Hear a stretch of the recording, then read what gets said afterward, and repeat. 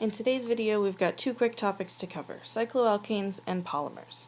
So first up, cycloalkanes. So a cycloalkane is just a variant on an alkane, where carbon atoms form a ring instead of a straight chain. And like we have a sort of formula for the molecular formula of a regular alkane, we also have one for cycloalkanes. Assuming that there's only one ring in the system, the molecular formula of a cycloalkane will be CnH2n, so there are always twice as many hydrogens as there are carbons. So if you have a 10 carbon ring, there will be 20 hydrogens. If you have a 100 carbon ring, there will be 200 hydrogens. 5 and 6 membered rings are the most commonly found in nature because they're the most stable. And they're the most stable because they're the closest to the desired bond angles. So assuming that all of our carbons are sp3 hybridized, they want to have a bond angle of approximately 109 degrees. And the 5 and 6 membered rings are closest to that just by their natural geometry. The molecule can actually improve its stability further by not existing as a planar molecule. So not all of the atoms in the ring are in the same plane. They actually bend and warp a little bit so that they don't have the exact same angles as a regular pentagon or regular hexagon would in a geometry class, but are actually closer to the bond angles that they need for maximum stability. In a 5-membered ring system, we get something that looks a little bit like this. 4 of the atoms are more or less in the same plane, and then one of them kind of sticks up above or below. This is known as an envelope conformation because it kind of looks like the one carbon that sticks up is like the flap on an envelope. Similarly, in a 6-membered ring system, again we have 4 atoms here that are more or less in the same plane, and then we have one that sticks up above that plane and one that sticks down below that plane. And we call this a chair conformation because it's supposed to sort of kind of look like a lounge chair, where you might have your back up here and then your legs and your knees at this part. So like a lounge chair you might find at the pool or the beach. In naming cycloalkanes, all of the same rules of nomenclature apply, but to indicate that it's a ring system, we just put the prefix cyclo right before the root of the name. And in this case, the root is going to indicate the number of atoms in the ring rather than in the longest chain. So a simple 5-membered ring system would be called cyclopentane because there are 5 members in the ring. When we have substituents coming off, when there's only one substituent, you don't have to number it because it's assumed to be at position 1. Wherever that substituent is 1 by default to give it the lowest possible number. So a 6-membered ring with a methyl group coming off of it would be methyl cyclohexane. And then incorporating functional groups works the same way, where the functional group is implied by the suffix of the name. And again, as long as there's only one, it's assumed to be at position 1, so you don't have to specify a position.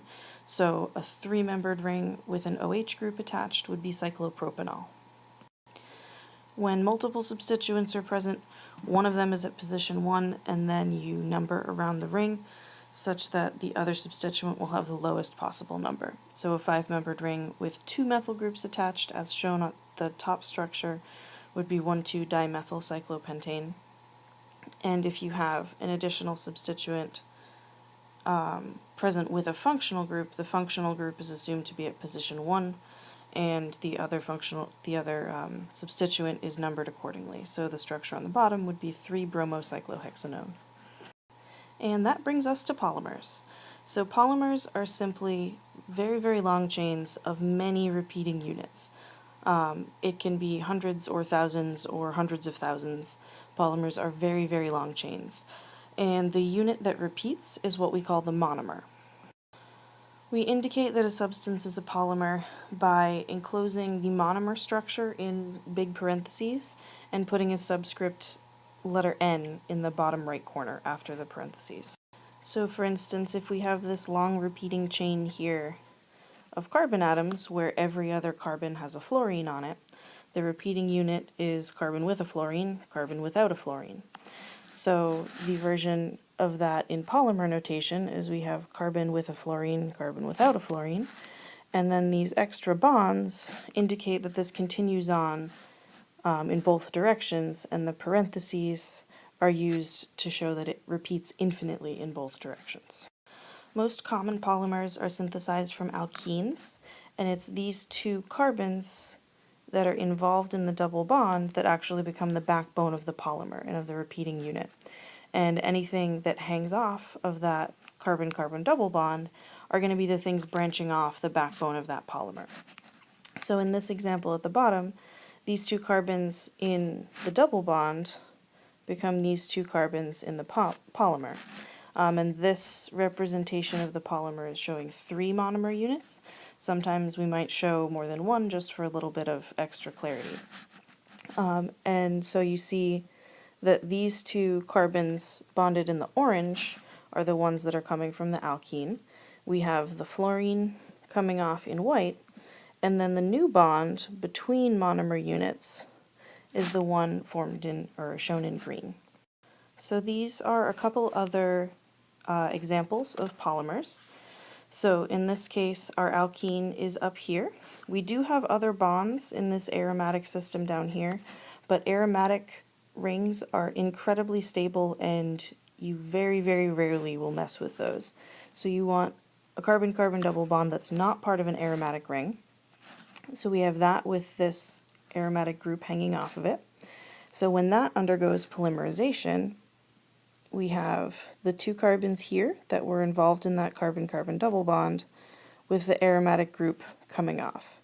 And then they're attached to another one of the same thing with those 2 carbon-carbon double bond atoms here with the aromatic group hanging off. And that repeats over and over and over again.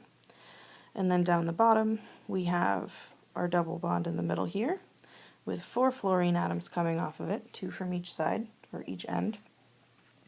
So we have our 2 alkene carbons here with 2 fluorines coming off each end, and that's the repeating unit in this polymer.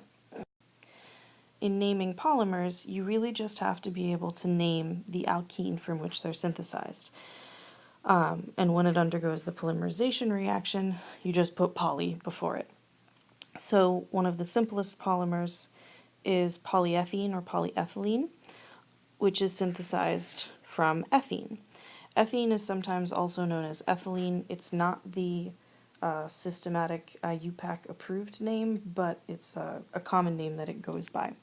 So this polymer on the right is known as polyethylene or polyethene and is abbreviated PE. On the bottom of many plastic things that you might have in your house, you'll have different abbreviations depending upon what type of plastic it is. And if you see PE on something, the plastic is made of polyethylene. Another example that we used a minute ago, this structure of the monomer is known as phenylethylene or commonly styrene. So the polymer of this is known as polyphenylethylene, which is abbreviated PPE on plastic substances, but you might also know it as polystyrene. And last but not least, another example we used a minute ago.